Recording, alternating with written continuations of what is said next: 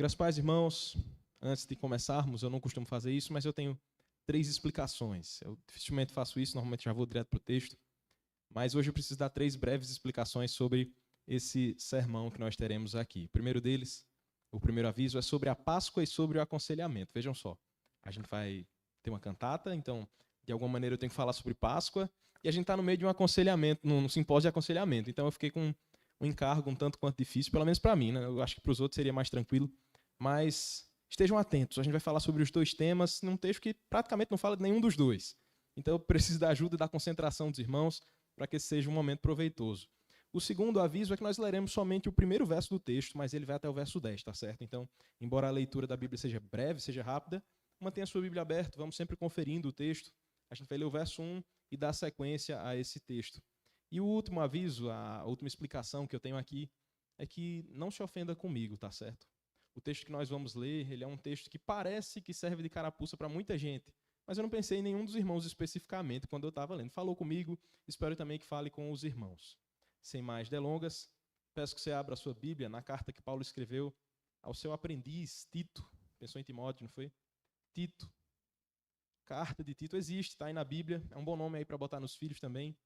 Tito, capítulo 2, a gente vai ler do verso 1 até o verso 10. Na verdade, a gente vai ler só o verso 1, mas a exposição será até o verso 10 nesse momento. Tito 2, 1. Diz assim a palavra do nosso Deus: Tu, porém, fala o que convém à sã doutrina. Muito curto, né? Podemos ler juntos esse texto, então? Vamos ler juntos, uma só voz? Tu, porém, fala o que convém à sã doutrina. Amém. Curva sua cabeça, vamos ter um momento de oração, então. Senhor Deus, te pedimos que o Senhor fale conosco, que o Teu Espírito Santo aplique ao nosso coração essa palavra, que possamos, de fato, falar o que convém à sã doutrina. Fala conosco, desvenda os nossos olhos, para que possamos contemplar as maravilhas da Tua lei. Te pedimos isso em nome de Jesus. Amém. Amém. Nós vivemos na era das opiniões. Tem opinião sobre tudo, opinião sendo vendida. Na verdade, antigamente você escutava assim: se conselho fosse bom, não era de graça, seria vendido, né? Seria cobrado. E hoje a gente está nesse tempo. De fato, você abre aí o Hotmart, KiwiFi, seja qual for a plataforma, e você vai ver conselhos sendo vendidos. Conselho em forma de curso. As mamães aí recentes já ouviram falar sobre consultoras de sono. Elas estão vendendo conselhos sobre o sono do seu filho. Você encontra consultoria teológica na internet, gente que está dizendo os melhores livros para você ler, para você aprender um bom caminho das pedras para crescer na teologia, no entendimento. Enfim, estamos na era dos conselhos, das opiniões, das pessoas que vendem aí a sua opinião. Se você, como eu, não tem condições de pagar um curso aí do Hotmart e buscar muitos conselhos pagos por aí, há um conselho gratuito aí para nós. Uma palavra viva e eficaz, operante, mais eficaz que muitos cursos por aí. Um curso que está bem pertinho de nós, a palavra de Deus. Esse texto que nós temos diante de nós, inspirado pelo próprio Deus, é esse conselho, é a sã doutrina de Deus. Foi o texto que nós lemos. Fala o que convém à sã doutrina. Mas aí a gente talvez fique se perguntando: o que é sã doutrina? Que sã doutrina? Qual sã doutrina? Qual doutrina? Justificação? Eleição? Qual? Qual delas eu falo? Qual é a sã doutrina? Calma, a gente chega nisso daqui a pouco. Antes de mais nada, você precisa entender, nós precisamos entender, o que é que estava acontecendo. Por que uma carta para Tito, para que Tito fizesse alguma coisa? Por que a gente escolhe esse texto, então, e cai diretamente no capítulo 2? Por que a gente não caiu de paraquedas aqui? Eu vou te mostrar o que é que estava acontecendo. A carta que Paulo escreveu para o seu companheiro de missão, o seu servo, o seu aprendiz, Tito, é uma carta um tanto quanto diferente. Ela é uma carta bem pastoral, bem prática, bem breve também, mas ela, o tanto que ela tem de breve, ela tem o contrário em riqueza teológica. Ela é gigantesca na sua riqueza teológica, na sua profundidade, no tanto de doutrinas que tem nela. E a gente encontra nessa carta, nessa brevíssima carta, muito da história de Paulo enfiada aqui. A gente entende muito sobre o ministério de Paulo, as missões, a plantação de igrejas, tudo isso está nessa pequena carta. Paulo escreve essa carta para um jovem aprendiz chamado Tito, como você já viu aí. Tito, ele era um jovem seguidor grego. Ele não era um judeu, ele não nasceu numa família cristã, por assim dizer. Ele se converteu, sendo um gentil, ele se converteu, passou a apoiar o ministério de Paulo, fez algumas viagens, algumas missões importantes com o apóstolo Paulo, e agora Paulo tinha dado uma missão a esse jovem. Tito vivia na região de Creta. Era uma ilha especificamente, haviam outras ilhas perto que também chamava de região de Creta. Seria o que a gente chama de metrópole hoje, uma região metropolitana. E Creta, ela tinha muitos portos. Era uma cidade muito movimentada, navegação, comércio e tudo mais. E ali, com esse fluxo de gente, o evangelho também chegou. Paulo foi responsável por isso também ali. E nessa cidade, nessa região, são plantadas não apenas uma, mas muitas igrejas, muitas. Os comentaristas divergem aí na quantidade, mas de fato são muitas igrejas plantadas ali. E o que é que acontece naquelas igrejas? Paulo não teve como incentivar muitos pastores, seminaristas, líderes a ficarem por ali. Havia apenas Tito. Então as lideranças locais foram surgindo e com isso muitas heresias, desvios teológicos, gente adorando a Zeus e não a Deus, tudo acontecia naquela região. Então Paulo escreve para Tito dizendo assim: Tito, você vai restaurar a ordem nas igrejas da ilha de Creta. Você vai lá, vai falar com aqueles líderes, vai falar com aqueles pastores, vai ensinar o que convém à sã doutrina. A gente pode ver isso até no começo da carta. Ele já diz isso desde o comecinho, mostrando que essa seria a missão do seu companheiro. E o que é que tinha de mais em Creta? Creta era uma cidade muito potente no seu comércio, na sua cultura, mas era potente também em seus pecados. Havia um termo chamado cretizou. Era alguém que cometeu pecados, imoralidades, adultério. Para você ter ideia de como era a cultura naquela cidade. Os cretenses eram conhecidos por suas traições, ganância, corrupção moral. De fato, não era fácil ser um pastor naquela região. Uma região de grande passagem de gente, um fluxo cultural intenso. Não era muito tranquilo pastorear aquelas igrejas. Inclusive, naquelas igrejas surgiram líderes que você pode olhar aí no capítulo 1, verso 10 e 11, para saber como eram as características deles. Diz assim: porque existem muitos insubordinados, pauradores frívolos e enganadores, especialmente os da circuncisão. É preciso fazê-los calar, porque andam pervertendo casas inteiras, ensinando o que não devem por torpe ganância. Esses eram os líderes, eram os pastores que estavam naquela região. De fato, falsos mestres, pessoas que iam de encontro e faziam o contrário daquilo que tinha sido ensinado por Tito. E é por isso que Paulo vai dizer no verso 5, voltando um pouco mais: por esta causa te deixei em Creta. É por causa disso aí. Paulo dá essa missão a Tito, dizendo: olha, você vai lá nessa cidade, nessas igrejas, e vai poder ensinar, de fato, o verdadeiro evangelho. Paulo já tinha ensinado o verdadeiro evangelho a Tito, e agora ele tinha que ensinar. Era uma dupla missão. Ele tinha essa missão ao mesmo tempo de ensinar o evangelho e de combater as heresias que estavam ali acontecendo. E aí essa segunda tarefa dela, de combater as heresias, de combater os falsos mestres, certamente é mais difícil, né? Ele tinha que tirar as lideranças locais e, ao mesmo tempo, fazer novos líderes. E o que é isso, senão aconselhamento bíblico? O que é isso que Tito tinha que fazer ali, senão aconselhar a igreja? Aconselhar os líderes que estavam ali, que certamente o que Tito tinha para fazer, ele não conseguiria fazer meramente do púlpito. Ele ia dizer: opa, quem prega hoje sou eu, porque enquanto ele estivesse pregando aqui, uma igreja ao lado estaria sendo ensinado outro ensino, um falso evangelho. Tito, de fato, tem que passar naquelas igrejas, passar naquela cidade e ensinar o verdadeiro evangelho, a sã doutrina, a doutrina da Páscoa, a doutrina da ressurreição, o ensino de que o nosso Salvador veio e morreu em nosso lugar. De fato, Tito tinha uma grande missão. Ele tinha que ensinar novamente a mensagem de Cristo para aquele povo que tinha perdido, que tinha vendido os seus ouvidos para outros povos. E isso tinha abalado aquelas famílias da igreja local. Por isso que no capítulo 2, Paulo se antecipa, e antes que Tito pergunte: Paulo, e eu faço o quê? Agora que eu já entendi que eu tenho que falar a sã doutrina, eu falo o quê? Para quem? E se for um jovem? E se for uma moça? E se for um velho? E se for uma criança? Eu falo o quê com esse pessoal? Se eu me deparar com um líder da igreja, eu falo o quê? Antes que Tito comece com as perguntas, Paulo mesmo já antecipa. E esse é o texto que nós temos diante de nós aqui, o capítulo 2. É sobre isso até o verso 10. A gente vai olhar, de fato, como o evangelho é suficiente para aconselhar. O pastor Lázaro falou sobre isso hoje pela manhã. Talvez tenha gerado alguma curiosidade ou alguma confusão, mas no sentido das almas, daquilo que é suficiente para a nossa alma, o evangelho é suficiente. E aí eu peço que você olhe para esse texto percebendo isso também. Primeiro grupo de pessoas na igreja que o apóstolo Paulo escreve para Tito, para que ele possa ensinar, são os homens idosos. Olhe para o verso 2 aí, ele diz assim: quanto aos homens idosos. Perceba, tudo que nós vamos falar aqui, todos os momentos do sermão, serão aproximadamente 4 momentos, o que a gente poderia chamar de 4 pontos, que é o dobro de pontos que o esporte tem. A gente pode pensar no seguinte: esses pequenos pontos, esses pequenos momentos, serão pensando no verso inicial, tá certo? A gente só leu o verso 1 porque ele é a base de todo esse ensino. Ele diz assim: quanto aos homens idosos. Quanto aos homens idosos o quê?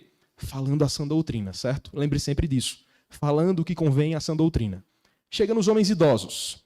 Primeira pergunta, quem são os homens idosos? 65 mais? No Brasil acho que é isso, né? 65 ou é 60, não sei. No tempo aqui da Grécia, no tempo aqui dos apóstolos, não era 65. Era pelo menos 45 anos. Passou de 45 já era idosos.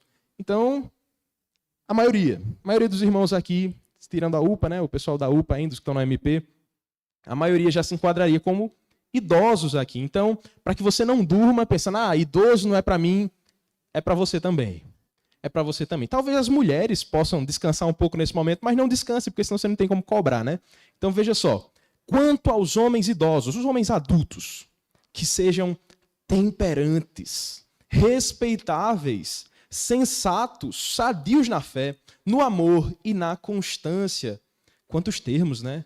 Quantas palavras. O que é isso? Como é que a gente entende essas palavras? O que é que a gente pode entender por esses termos aqui? Primeiramente, eu preciso voltar para algo crucial que eu pulei, esqueci, passei direto. Quando a gente entende o termo sã doutrina. Eu até levantei a bola e disse, será que é justificação? Será que é santificação? Sã doutrina, quem define bem direitinho, é um dos professores, não sei na verdade se é professor do seminarista Tarciso, o Scott Swain. Ele diz o seguinte, sã doutrina é o próprio evangelho, revelado em Jesus Cristo e transmitido a nós pelo Espírito Santo nas Sagradas Escrituras. E nós devemos receber, confessar e seguir na igreja para a glória do nome de Deus. Só um breve e fundamental esclarecimento. A sã doutrina é o próprio evangelho. Então, os homens idosos deveriam ser tudo isso aí, pautados no evangelho. Mas o que significa, então, ser temperante? Alguém que manja da cozinha, que joga temperos de maneira adequada, uma pessoa que sabe fazer um churrasco e convida os irmãos. Isso é bom, mas não é bem por aí. Temperantes é a mesma palavra no grego para sóbrios. E a palavra sóbrio, você já entendeu um dos significados dela aí, ela tem dois significados. O primeiro significado é, de fato, sobre a sobriedade. Alguém que não vive embriagado. É alguém que não se entrega demais ao vinho, que não se entrega demais às bebidas. Calma, não tenho nada contra o seu vinho que você costuma tomar num ambiente mais social, na sua casa, sem causar escândalo. Tudo bem, mas o texto fala sobre sobriedade. Alguém que não é alguém que é afeto ao vinho demais, que se entrega completamente à sua bebida. O segundo significado do texto sobriedade é justamente alguém que é equilibrado, alguém que tem esse bom ânimo no sentido de saber como se portar em cada situação. Talvez aqui no contexto, no cenário da igreja, tinha irmãos mais velhos, adultos, homens, idosos, que estavam, de fato, perdendo as estribeiras, como a gente costuma dizer, devido ao vinho, perdendo o equilíbrio por conta de situações. Isso certamente não acontece em nossos tempos, né? Você não conhece nenhum homem mais velho que vive bêbado por aí. O texto diz, homens mais velhos, sejam sóbrios, sejam equilibrados. A segunda palavra que ele vai dizer aí é sejam respeitáveis. O que é ser alguém respeitável? A palavra grega, da mesma maneira, significa dignos de toda confiança. Meus queridos, como é difícil alguém que você diga assim, confio completamente nele. Se ele pedir a chave do meu carro, entrego tranquilamente. Se ele disser, olha, eu preciso de um canto para ficar, entrega a minha casa para eles precisar. A gente não conhece muitas pessoas assim, ou conhece. De fato, o termo respeitáveis não quer dizer alguém que é chato, assim, severo, que você olha para ele e fica com medo. Não é bem por aí. É alguém que, de fato, transmite confiança. Alguém que não mais se entrega e vive cercado pelas paixões da juventude. Alguém que, de fato, olha para situações com confiança. Calvino, explicando esse verso, a palavra respeitáveis, ele diz assim, respeitável é a pessoa, verdadeiramente respeitável, é aquela pessoa que é tão decente que constrange os mais jovens a viverem de modo respeitoso e prudente. Talvez agora tenha ficado mais claro. É alguém que é tão respeitável, tão confiável, que os jovens olham para ele e dizem, quero ser assim.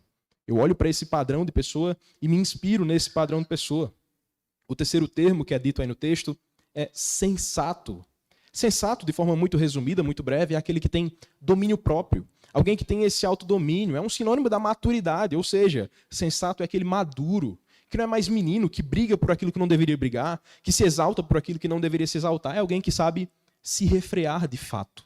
Maturidade, esse é o terceiro conselho que ele vai dar aos homens mais velhos da igreja. E o último, tratando de sadios na fé, no amor e na constância, em outras palavras, ele está dizendo assim, é para ser alguém que no seu falar, no seu modo de viver, transmita vida, esperança e fé, e não frieza, apatia e indiferença. Os homens mais velhos, os anciãos da igreja, sejam assim. Demonstrem saúde no seu falar, demonstrem saúde na sua fé, demonstrem amor e constância. Se escapou algum dos homens aí, a gente conversa no final, eu quero aprender com você como a gente faz para ser assim.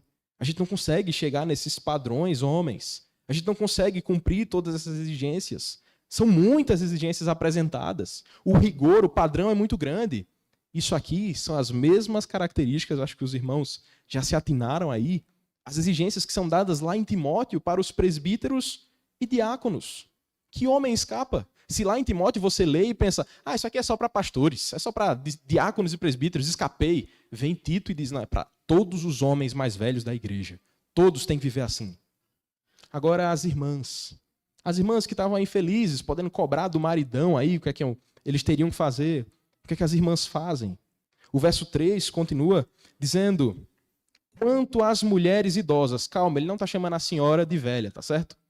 Semelhantemente, sejam sérias em seu proceder, não caluniadoras, não escravizadas a muito vinho, sejam mestras do bem. Para as mulheres mais velhas, esse é o conselho. Ele já começa dizendo assim, de modo semelhante. Então, tudo aquilo que foi dito aos homens também é válido para as mulheres, mas com termos específicos. Ele começa falando das que devem ser sérias. Seriedade, no nosso tempo, a gente costuma entender como algo realmente alguém que é sisudo, né, carrancudo, não dá muita risada, não é uma pessoa muito simpática. Não é bem por aí. Quando ele usa o termo séria, ele está falando sobre reverência. O texto grego está mais explícito ainda, ele diz assim, reverentes em sua maneira de viver. Talvez na sua tradução até esteja assim, reverentes em sua maneira de viver. Seriedade é isso, uma pessoa reverente. Ela sabe se portar em cada um dos ambientes. Não é sobre uma seriedade externa, uma aparência de seriedade, mas é alguém que tem uma vida íntegra. Uma mulher, uma irmã, que não levanta dúvidas sobre a sua integridade. Uma pessoa que não tem muito burburinho ao seu respeito na igreja. Uma conduta reverente, de fato. Sérias é o primeiro termo que ele usa para as irmãs mais velhas. Depois, o segundo termo é não caluniadoras. Eu prefiro usar as palavras de outras pessoas para não usar as minhas aqui. João Calvino, comentando esse texto, ele diz assim, palavras dele, parece ser comum entre as mulheres mais avançadas em dias o nunca estarem satisfeitas com suas conversações, enquanto não enveredarem pela tagarelice e difamação, atingindo a reputação alheia. Você entende o que ele está dizendo? Parece que é muito comum. A gente começa a elogiar uma coisa, nosso culto hoje foi tão bom, mulher. E a gente começa a trocar aquele assunto ali, mas tu viu fulana, tu viu a roupa, olha fulana, meu Deus do céu. Você estava numa conversa saudável, uma conversa que não tinha calúnia, não tinha difamação, mas enveredou por esse caminho. Calvino, ele critica esse ponto de fato. Ele diz, parece que naquele contexto da igreja que Tito estava tratando ali em Creta, isso era muito comum. Só lá, tá certo? Eu não estou dizendo que as irmãs do Catolé fazem isso. Eu não estou nem levantando essa hipótese. Mas tenham cuidado. Tenham cuidado para que em nossas conversas não sejam motivos para ofender gratuitamente as pessoas que não tinha nada a ver com a conversa, não fazia o menor sentido. Parece que esse era um hábito comum. Parece que as mulheres de idade avançada na igreja eram como tochas acesas, de fato, inflamando onde passavam, inflamando as pessoas que estavam ao seu redor. Cuidado para que você não coloque o seu lar em chamas pela boca. Tiago fala isso. A língua, sendo um órgão tão pequeno, é capaz de colocar fogo em toda uma floresta. Cuidado. Cuidado, irmãs. Isso vale para os homens também, mas cuidado, irmãs, é o conselho de fato expresso na Escritura. O terceiro conselho para as irmãs mais velhas é não escravizadas a muito vinho. Da mesma maneira que os homens deveriam ser sóbrios, não se entregando a muito vinho. Aqui é falado sobre alguém que possivelmente estava sendo escravizado pelo vinho. Alguém, uma irmã, que estava sendo escravizada pelo vinho. O que é que isso tem a ver com todo o contexto que ele estava falando? Aqui é falado então sobre modéstia. A gente escuta muito sobre modéstia cristã, não é isso? Mulheres que têm modéstia cristã são aquelas que usam um lacinho, igual a Ruth está por aí, um lacinho na cabeça, um vestidinho com mangas bufantes. Isso é modéstia cristã. Será que é só isso? Modéstia não é simplesmente sobre o seu vestuário. Modéstia não é simplesmente sobre algo externo. Modéstia é algo bem íntimo. Ora, não adianta você vestir as roupas mais exuberantes, compostas que cobrem até o seu calcanhar, se o seu coração está completamente imoral diante de Deus. Não adianta usar uma aparência de modéstia quando, de fato, o coração tem sido escravizado ao vinho, aos prazeres, ao pecado. Não funciona assim. Modéstia não é algo simplesmente externo, mas é algo que diz respeito ao equilíbrio interno. É por isso que, ao invés de ele simplesmente encerrar por aí, meio que dando essas lapadas de graça, ele vai dizer, olha, ao invés de fazer isso, irmãs, sejam mestras do bem. E aqui eu faço até uma propaganda. Mestras do Bem é um evento que vai ter lá em Recife, né? As irmãs estão todas convidadas lá na Igreja Presbiteriana de Boa Viagem. Pastor Vitor Ximenes, Simone Quaresma, enfim, Eber, a esposa de Eber, estão todos lá. Convite aí para as irmãs, mestras do bem. O que a palavra mestra significa, de fato? Professoras. Que vocês sejam professoras do bem. Ensinem aquilo que é bom. O texto grego original ele diz assim, mestras daquilo que é excelente. E o que é excelente, senão o próprio evangelho? Ora, irmãs, ao invés de se escravizarem ao vinho, de viverem na calúnia, de viverem uma vida de irreverência, sejam mestras daquilo que é bom. Sejam mestras, professoras do próprio evangelho. Irmãs mais velhas. Esse é o conselho não do seminarista André, como eu já bem disse no começo, mas da Bíblia, do apóstolo Paulo, do seu servo Tito, para a igreja de Creta, para a nossa igreja também. Antes que esse texto conduza-nos para um outro fim, ele diz no verso 4, para que isso deveria acontecer? Ele diz, a fim de instruírem as jovens recém-casadas. Antes que você se ofenda pelas palavras da Bíblia ou algo nesse sentido, ele diz, fazendo isso, vivendo dessa maneira, sendo a mestra do bem, você estará ensinando, instruindo, educando as jovens recém-casadas. Queridos, os mais velhos da igreja, falo com todos de forma geral, mas os mais velhos da igreja, pense naquele irmãozinho que tem cabelos brancos. Os mais velhos da igreja não são simplesmente amuletos, tá certo? Eles não são simplesmente totens da igreja, que a gente olha e diz, olha, o velhinho continua vindo para a igreja. Não. O apóstolo Paulo olha para os mais velhos da igreja e diz, eles são símbolo de sabedoria. Ele olha para os homens mais velhos e diz, eles são os professores dos mais novos. Ele olha para as moças, as irmãs mais velhas da igreja e diz, são as professoras das moças. Você entende o peso disso para nós? Olhe para aqueles que se afadigam e que já têm longos quilômetros de evangelho a mais que você. Você está com seus 45, fez 50 agora, tudo bem. Olhe para aqueles que têm 70, 80 e ainda estão caminhando com o Senhor. Esse texto nos convida a olhar para a igreja de forma geral e perceber que a sua bagagem não é a maior. Tem gente que caminha com o Senhor há mais tempo do que você, que conhece mais dessa doutrina. E eu não estou falando de teoria, estou falando de prática. Gente que vive o evangelho há muito mais tempo do que nós. E é com eles que nós podemos nos aconselhar, aprender. Faça um favor para a sua alma, vá visitar a irmã Rosemary, sente um pouquinho lá, vá tomar uma sopa com ela, escute o tanto que ela tem para te falar sobre o Senhor Jesus Cristo, escute dos mais velhos, pare de consultar simplesmente os teólogos da internet, escute os teólogos da sua igreja. Eu não estou nem dizendo que eles foram para o seminário ou algo do tipo, escute aqueles que fazem discípulos na nossa igreja, aqueles que discipulam de fato, as irmãs mais velhas, e você sabe de quem eu estou falando, que tomam as mais novas debaixo do braço e vão caminhar. Escute esses irmãos que querem apresentar o evangelho de fato o tempo todo. Às vezes, a gente precisa de explicações mais específicas. Eu não estou dizendo que o trabalho dos pastores, ou o meu, ou dos presbíteros é inválido, não. Mas a gente tem pessoas que querem estar mais perto do que o próprio pastor, caminhar conosco mais de perto. Rapazes aí, a moçada mais jovem, escuta Gabriel, que está lá no discipulado com vocês. Vamos caminhar com quem está querendo ensinar mais de perto, ouvir mais de perto, numa linguagem específica, batendo nos problemas específicos que a gente tem. A gente precisa disso. Igreja que ensina igreja. Não, eu não estou dizendo que Gabriel, porque eu acabei de mencionar o nome dele, é modelo perfeito, não. Ele sabe disso, eu sei disso, vocês sabem disso. Mas a gente caminha com quem está caminhando perto de Cristo, para ser edificado, para aprender, para ouvir mais de perto, na nossa linguagem, na nossa necessidade, do Evangelho, da sã doutrina. E esse é o primeiro grupo de irmãos que é tocado aqui por esse ensino. Aqueles que são de fato os mais velhos da igreja. Mas não acaba por aí.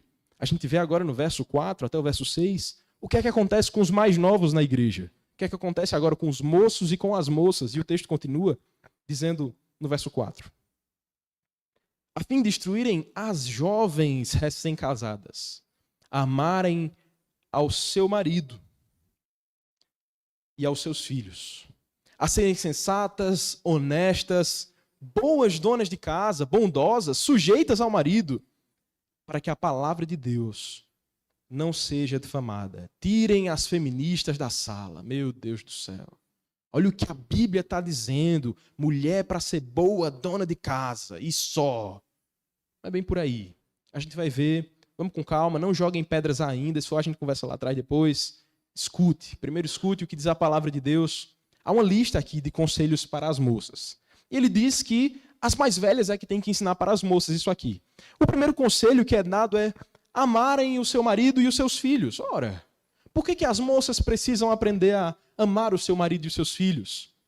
A gente tem noivas aqui na igreja, ela precisa aprender a amar, ela é arriada dos 4 pneus, apaixonada pelo seu noivo, ela ainda precisa aprender a amar. Precisa.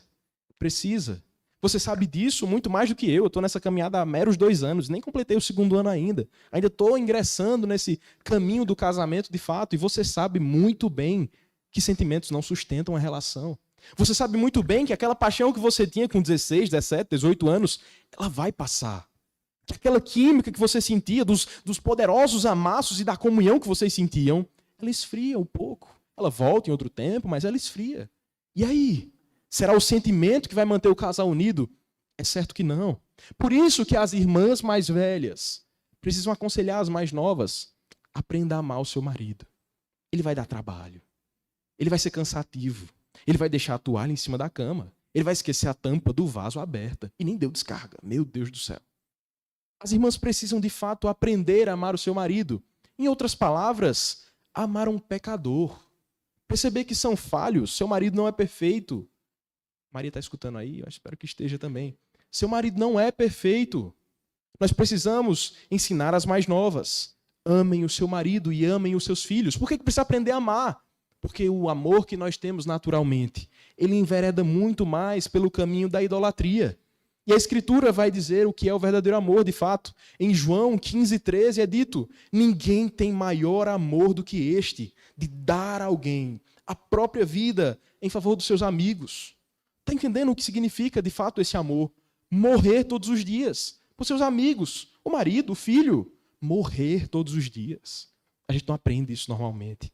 A gente precisa ser ensinado nesse caminho para que esse amor as jovens aprendam.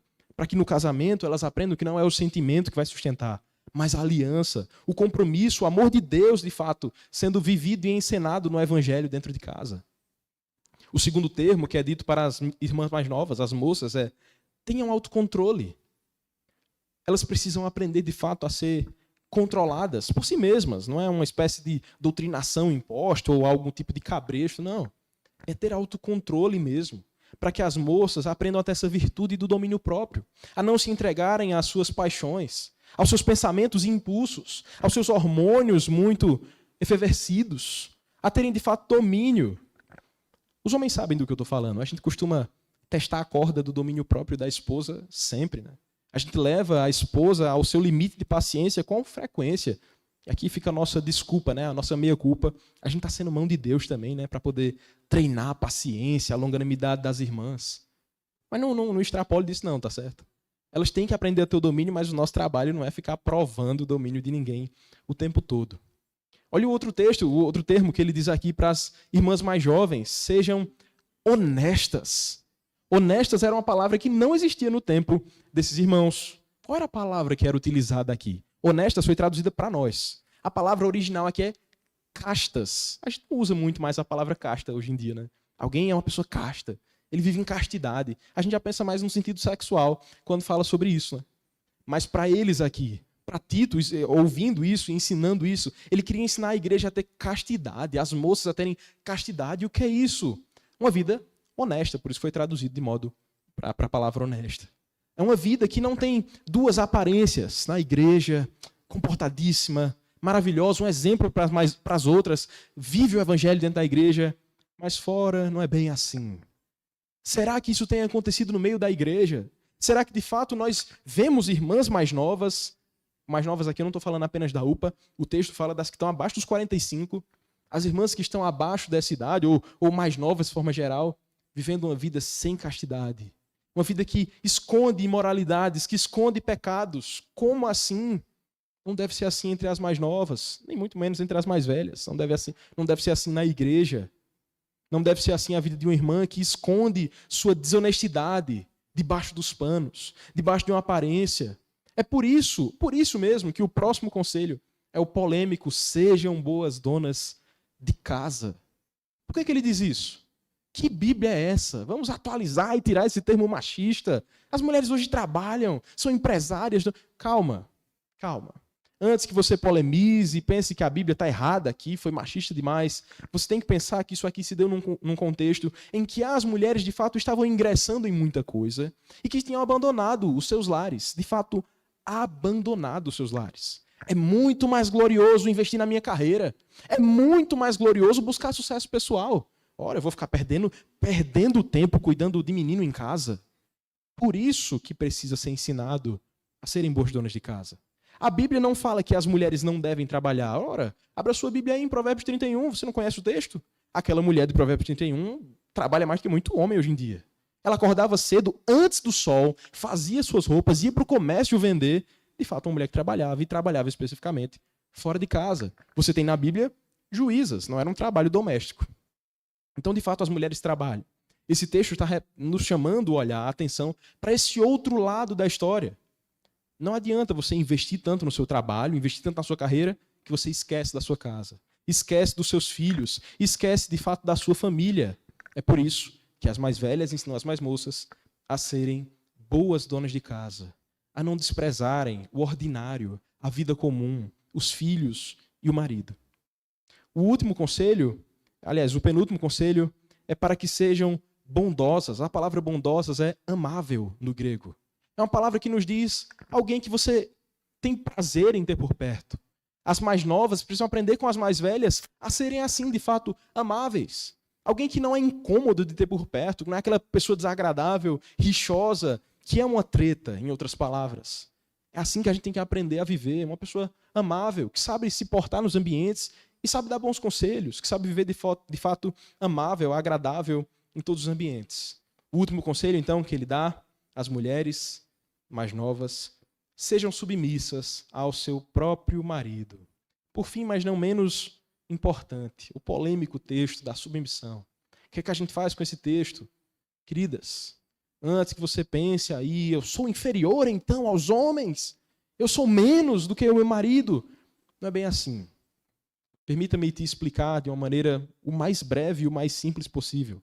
Quando a Bíblia diz para uma mulher se submeter ao seu marido, ela está dizendo de maneira adequada que o homem deve cuidar da sua esposa, zelar por sua esposa, como Cristo zela pela sua igreja. Entendendo esse sentido, que o seu marido está fazendo as funções que ele deveria fazer, ele está sendo, de fato, o Cristo dentro da sua casa, te levando para perto de Cristo, qual o desafio em submeter-se a alguém que morre por você todos os dias? Qual o desafio em submeter-se a alguém que vive e dramatiza o evangelho dentro de casa? Ora, pensando nesse sentido, a submissão então é uma bênção. Por quê? Porque no dia final, imagine aí o cenário, chega lá o Senhor e pergunta: pastor Flauber, cadê o relatório da sua casa? Cadê a sua esposa? Cadê os seus filhos? Não vai ser: irmã Simone, cadê o relatório da sua casa? É dos homens que isso vai ser cobrado. Convém então a mulher que se submeta ao seu marido, que é dele essa responsabilidade, do zelo, inclusive espiritual da sua família. Não estou falando somente de provisão, de botar a comida na mesa, mas de fato do evangelho. Homens, zelem por seus lares. Façam com que sua mulher seja submissa com amor, com o desejo de ser submissa, com o prazer de dizer: o meu marido imita Cristo. E agora sim eu quero me submeter com todo amor a ele. Com todo amor a esse que vive como um Cristo dentro da minha casa. E ainda há uma justificativa para isso. Para que a palavra de Deus não seja difamada. Isso quer dizer, em outras palavras, que a igreja estava vivendo de um modo, as igrejas ali de Creta, estavam vivendo de um modo que envergonhava mesmo a palavra de Deus. As mais velhas, os mais velhos, as mais novas, estava todo mundo vivendo de um modo que o evangelho estava sendo difamado. E aí Paulo vai dizer: olha, fala para eles viverem assim, porque vivendo assim o evangelho não vai ser mais difamado, não vai ser mais envergonhado. É um testemunho público. Você viu ele falando de missões aqui em algum lugar? Você viu ele dizendo: olha, ande com a Bíblia debaixo do braço e vá pregar? Não. Homens mais velhos, mulheres mais velhas, mulheres mais novas, vivendo como crentes. Isso fala bem do evangelho. Isso faz o evangelho ser atrativo, dizer: tem alguma coisa diferente aí nesse mundo, nessa igreja. É diferente aqui do mundão. Tem alguma coisa diferente nesse povo. Uma vida ordinária, de crentes ordinários, é extraordinária. Gente que vive de modo ordinário, o evangelho já é extraordinário para esse mundo.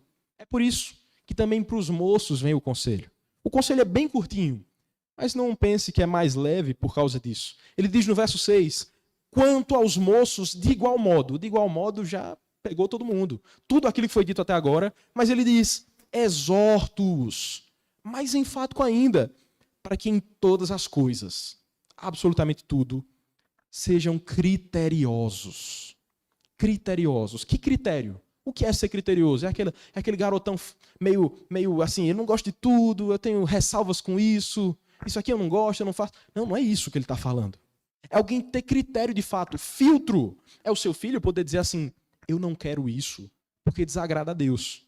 E qual critério você vai ensinar para o seu filho? Ora, a gente se preocupa muito em ensinar critérios à nossa família. Você bota nas melhores escolas, você ensina os melhores esportes, você ensina sobre hábitos, sobre disciplina pessoal, ensina até a cuidar do corpo. Mas esses critérios, todos eles, não têm valor contra a sedução. A Bíblia mesmo vai dizer.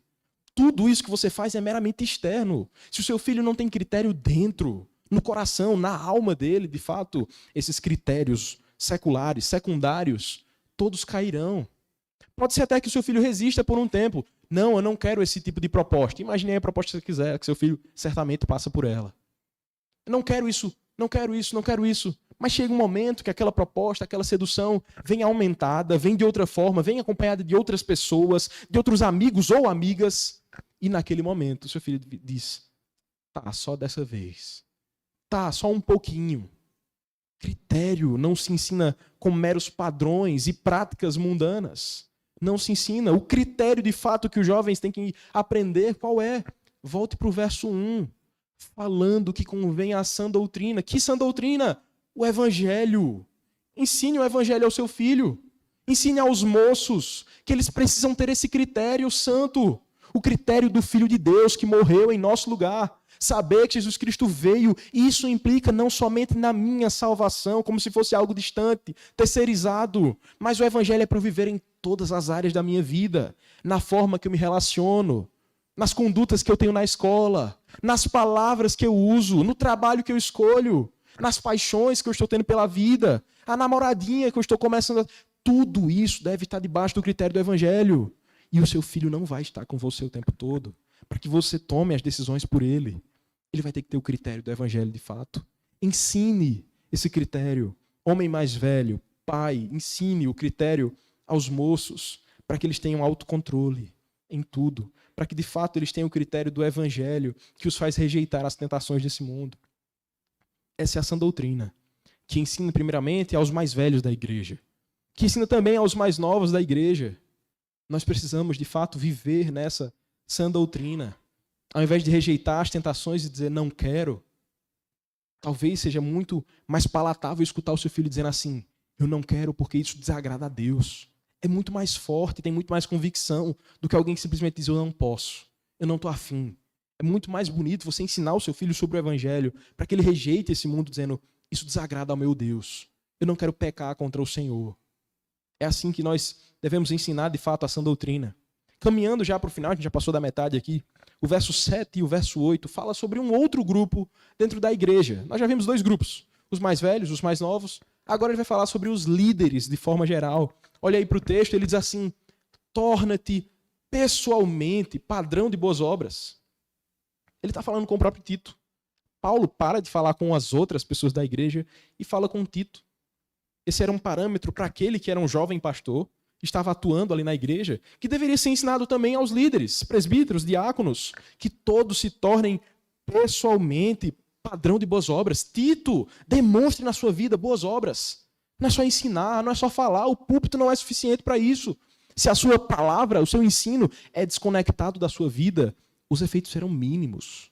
Mínimos. É por isso que ele diz, não somente seja um doutrinador, mas viva, demonstre essas boas práticas. É pesado, não é? É pesado, eu sei, sentiu ali, o pastor Érico sentiu, nós sentimos de forma geral, todos aqueles que lideram. E eu não estou falando simplesmente do conselho da igreja. Você é professor do departamento infantil? É para você também. Você coordena algum grupo pequeno? É para você também. Todos nós que lideramos em alguma medida, passamos por isso aqui. Seja você um padrão de boas obras. Padrão é aquele que os outros podem olhar e dizer, eu quero ser assim. E se ele soubesse do que a gente faz por detrás? E se ele soubesse dos nossos pecados? Ora, seja um padrão de boas obras. Quão difícil é viver assim. Mas a gente vive isso como? O próprio texto vai continuar dizendo assim, no ensino, mostre integridade, reverência, linguagem sadia e irrepreensível, para que o adversário seja envergonhado, não tendo indignidade nenhuma que dizer a nosso respeito. Paulo está dando um conselho prático. dizendo, olha, para que você seja um líder, um padrão de boas obras, um padrão de boa conduta, viva dessa maneira aqui. Quando você ensinar, quando você abrir a boca, mostre integridade. Não é falar sobre integridade, é mostrar mesmo. Você tem que ter essa integridade para poder mostrar. Que você tem uma linguagem sadia e irrepreensível, eu sei. Nós gostamos, o púlpito também tem essa liberdade de encaixar certo humor em determinados momentos. Mas ele não está falando aqui sobre você ser uma pessoa carrancuda, chata, que não brinca com nada. Dá para ter uns momentos de brincadeira. Mas que a sua linguagem, o seu linguajar seja saudável. Não use palavras torpes, chulas, que trazem morte ao invés de trazer vida. Que seja irrepreensível, de fato. Para quê? Qual o propósito disso? Para que o adversário, o próprio Satanás mesmo, o diabo, para que ele seja envergonhado. Quando ele procurar ali, vou falar o quê sobre o seminarista André? Ele possa dizer que não achou nada. Que ele possa procurar bastante, catucar ali e dizer, não encontrei o que falar desse povo. Não encontrei o que falar da igreja. Não encontrei o que falar dos mais velhos, dos mais novos, dos líderes da igreja. É assim que a gente vence o diabo. Não tem uma arma melhor do que você viver uma vida cristã. Não tem outra arma senão você de fato viver uma vida de dependência, de pureza diante de Deus. Uma vida que quer agradar ao Senhor. Isso fala dos líderes, mas fala de toda a igreja. Uma igreja reverente, séria diante de Deus, que entende o culto, que entende cada ato do que a gente está fazendo aqui. Isso aqui não é um mero passatempo. Isso aqui não é um clube social, um encontro semanal que nós temos. É de fato o momento em que Deus fala conosco. É por isso que quanto mais você entende as coisas de Deus, mais você automaticamente vai ter reverência. Reverência, algo que certamente os mais novos vão aprendendo com o longo da caminhada. Mas a gente não para de aprender. Seja 80 anos, você está lá aprendendo, sendo mais reverente a Deus. Mesmo com espaço para o bom humor, como eu já enfatizei aqui. Então o resumo que nós temos aqui desse conselho aos líderes é esse. A sã doutrina faz com que os líderes possam ser de fato padrão de boas obras. É o evangelho que faz com que nossas obras tão sujas, tão impuras, possam ser ajustadas. Para que com ousadia, você que tem um grupo de discipulado, você que ensina na igreja, você que dá aula ali na mocidade, dá aula na UPA, você possa dizer, adolescentes, olhem para mim, imitem a minha conduta. É ousado isso, não é? É muito ousado. Mas o evangelho nos dá essa ousadia de dizer assim, me imite, porque eu estou imitando Jesus Cristo. Copie o que eu estou fazendo porque eu estou me esmerando, me esforçando para imitar Jesus Cristo. É um desafio, mas é para toda a igreja, para os líderes da igreja. Todos nós, irmãos, temos que viver de fato nesse sentido, imitando o evangelho. Por fim, no verso 9 e no verso 10, a gente chega ao último grupo. Ele usa a palavra escravos, ou servos aí na sua tradução. Ele está falando daqueles que são liderados. Olha os contrastes. Aos mais velhos, aos mais novos, aos que lideram, aos que são liderados. Está aí no texto. A gente chega agora nesse último grupo e ele diz assim, quanto aos servos, que sejam em tudo obedientes ao seu Senhor, dando-lhes motivo de satisfação. Não sejam respondões, não furtem, pelo contrário, deem prova de toda fidelidade, a fim de ornarem em todas as coisas a doutrina de Deus, nosso Salvador. Perceba, a palavra servo é a mesma para escravo. Ele está falando aqui num tempo em que ainda havia escravidão. Certo que não era aquela escravidão que nós conhecemos, a escravidão recente, que matava e oprimia. Aqui ele está escrevendo uma carta para a igreja. Havia pessoas na igreja que tinham escravos. Como isso? Como essa relação de escravos, escravidão dentro da igreja? Não havia leis jurídicas ou CLT naquele tempo, de fato. Era um tempo em que o evangelho que seria essa regra de conduta para você tratar com seus funcionários. E aí ele está dizendo para aqueles que tinham funcionários dentro da igreja, os escravos, trate eles bem, para que eles possam viver dessa maneira que eu vou dizer aqui. Trate eles bem para que eles possam fazer isso aqui. Quanto aos servos, que sejam em tudo obedientes. Como é que um servo vai ser obediente se o seu patrão é um ímpio, devasso, que odeia a Deus? Em outras palavras, ele está dando conselhos para os dois. Dizendo, servos, obedeçam aos seus senhores, aos seus patrões. Honrem a eles, honrando a Deus. Para que, de fato, você possa dar motivo de satisfação. Para que o seu patrão possa olhar para você e dizer lá no seu trabalho, onde você trabalha, ele possa dizer assim, rapaz, esse meu servo, esse meu funcionário, esse meu escravo, ele é diferente. Ele faz mais do que deveria. Ele me honra com o serviço dele. Ele não tira 15 minutos dizendo que vai ao banheiro e passa 30 minutos lá no celular, rolando vídeos para comer tempo. Eu pago ele para trabalhar de 7 da manhã às 5 da tarde, e de fato ele trabalha de 7 às 5. Ele de fato é impressionante para que o seu patrão possa olhar e dizer isso. Não porque você é bom, mas porque você vive de fato o evangelho. No seu trabalho, você honra a Deus, honrando o seu patrão. E ele diz isso: seja obediente, dê satisfação ao seu patrão, não seja respondão. É aquela ideia de afronta mesmo. Tudo, eu quero um pezinho para brigar aqui com o meu patrão. Eu quero uma desculpa para poder provocar uma faísca, uma fagulha, uma briga. Não furtem. A ideia do furtar é justamente essa que eu usei aqui há pouco. Seu patrão lhe paga para você trabalhar 3 horas, trabalhe as 3 horas, durma em casa, descanse depois. Mas no trabalho é para trabalhar de fato. Isso aqui também fala sobre um contexto de igreja. Ora, se nós temos os líderes da igreja que se afadigam, que nos ensinam, que nos repreendem, e como é difícil ser repreendido, ele está dizendo: não seja respondão, não. Quando o pastor lhe chamar para o gabinete, quando você já recebe a mensagem dele, né, pastor Flauber, dizendo assim: precisamos conversar, você faz: ih, errei, tem alguma coisa aí. Quando ele disser isso, vá com o coração aberto.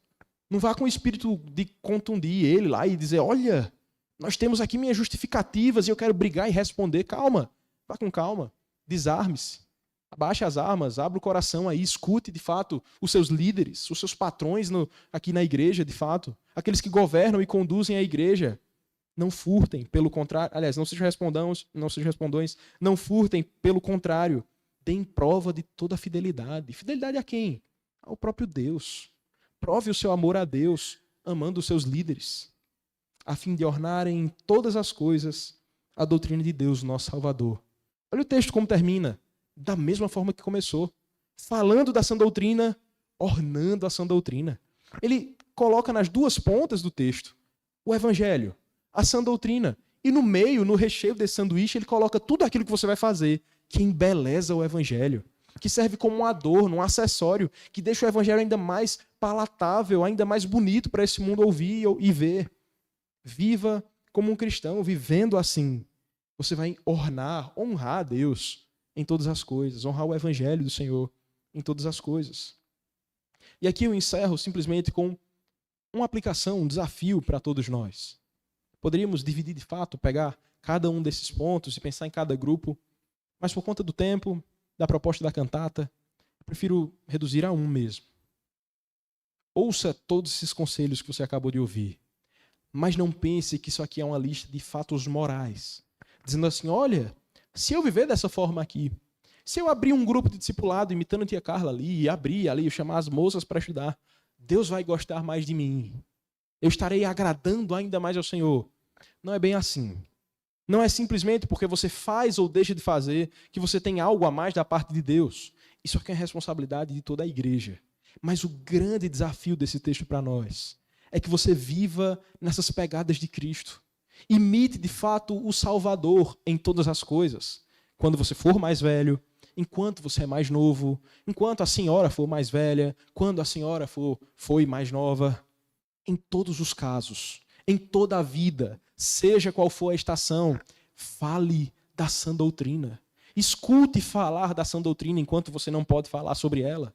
Aprenda desse evangelho e viva na dependência dele. Esse é o resumo de todo esse ensino. Tire a sã doutrina do começo do texto, do final, e fica de fato uma lista de moralidade, para que nós possamos praticar isso, viver dessa maneira, rejeitar o vinho, rejeitar certas coisas. Mas quando você coloca o evangelho como baliza, como o começo e o fim da sua caminhada, você entende. O evangelho é muito mais do que a minha conversão. O evangelho é muito mais do que aquele dia que eu estava emocionado, levantei a mão e disse: eu aceito e quero o Senhor Jesus. É muito mais do que isso. O evangelho, de fato, não é somente o ABC da nossa caminhada, mas é todo o alfabeto, é toda a nossa jornada. É o caminho que Deus escolheu para que nós possamos trilhar. Igreja, vive e fala. Viva e fale sobre o evangelho. Ensine a sã doutrina. Queridos, é um puxão de orelha para todos nós. Temos que aprender a ensinar, a aprender ainda mais, a compartilhar, a anunciar as boas novas de Cristo. As boas novas que cantaremos daqui a instantes. As boas novas de um Deus que veio, morreu em nosso lugar. Ore, o que é que você faz com isso? Acabei de cantar as músicas sobre a Páscoa. Achei lindo um Deus que veio, morreu, ressuscitou. Certo? Ficou na minha cabeça. Não. Que o evangelho saia da sua cabeça, transborde no seu coração, espace pelas suas mãos e derrame nesse mundo. No seu trabalho, nos relacionamentos, em tudo. que você possa viver de fato esse evangelho. Ora, se nós estamos num tempo em que a gente vende opiniões, a gente vende conselhos, a gente compra e vende, negocia conselhos por aí, com tutores, coaches, consultores, seja como for. Seja você, então, um consultor do evangelho, gratuito se você quiser, ou se você for bom bastante, produza material e venda por aí, seja como for. Mas que você fale do evangelho, anuncie esse evangelho nesse mundo de opiniões, que a sua opinião seja a palavra de Deus, que o seu ensino, o martelo que faz você decidir as coisas, seja o evangelho, a sã doutrina de Deus, o Cristo que veio, encarnou-se, morreu e ressuscitou por nós. Esse é o aconselhamento bíblico da igreja. Páscoa é o nosso aconselhamento bíblico. Ora, os casamentos são restaurados não por técnicas de aconselhamento, mas pelo evangelho de Cristo. Filhos que estão escravizados por pecados não são libertos por conselhos do pastor especificamente, mas pelo evangelho de Cristo. A nossa vida só é transformada quando a Páscoa faz sentido muito mais do que um feriado. Até porque a gente nem está mais cantando no feriado, né? Não sei se é porque a gente prioriza demais e quer cantar durante todo o mês, ou se a gente, não sei. Mas a gente tem que ter essa vida de Páscoa de fato, anunciando esse evangelho em nossa jornada com Deus. Vamos orar mais uma vez? Senhor, nos ajuda nesse tempo de muitas opiniões, de muitas cosmovisões, que o Senhor nos ajude a ter uma só opinião, Cristo, Cristo. Nos ajuda, ó Deus, a pregar nesse mundo. Quando formos mais velhos, nos ajuda a ensinar os mais novos. Se somos novos ainda, nos ajuda a aprender com os mais velhos, a dar passos firmes e seguros no Evangelho de Cristo. Nos faz aconselhar uns aos outros, mediante o que ouvimos do Teu Filho, mediante o que aprendemos em Cristo, mediante a cruz e a ressurreição do nosso Salvador. Nos ajuda a viver celebrando a Páscoa, a viver anunciando Páscoa nesse mundo. Que esse seja o nosso tema, o nosso aconselhamento, o nosso caminho de vida. Te pedimos isso confiando na Tua misericórdia, pedindo que o Senhor seja glorificado. Em nome de Jesus. Amém.